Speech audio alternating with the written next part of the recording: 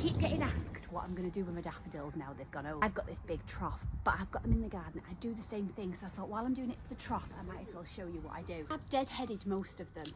The first thing you want to do is just take off any of the flower heads because they're going to produce seeds.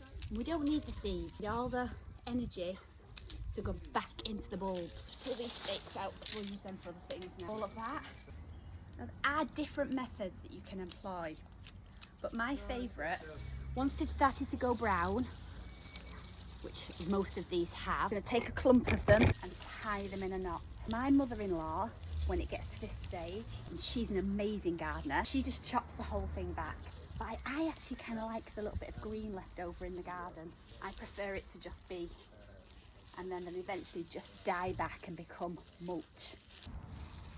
You don't have to tie them in knots. I always think if there's still a little bit of green in them and you chop them all off, you're reducing the chance of any more lovely sun energy getting into the bulb and producing more flowers. Also, if you find yourself that your daffodils didn't plant this year, try this, because I did this with a few of mine that weren't flowering, is I dug them up and I put them I'd move them to a different spot, dig them deeper. A little bit of a chance on this trough because I normally pull them all out, put them somewhere else in the garden, but it's actually quite an expensive thing to do. So I did just for one season to give it a go and see if they'll happily come back.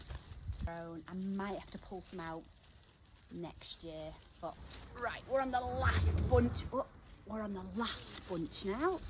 Now what I will do at the very end is everything's died down, because they pretty much just go like that to nothing. They go like that to nothing. Soft and wispy. Gosh, it's so heavy.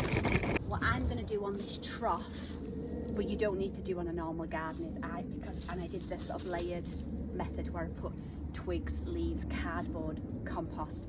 I'm going to put a big layer of compost on top of here as well in the autumn. Cover it with some chicken wire or something to stop the squirrels from squirreling in and digging holes in there and getting the bulbs out. They love bulbs. We'll see how that goes for next year.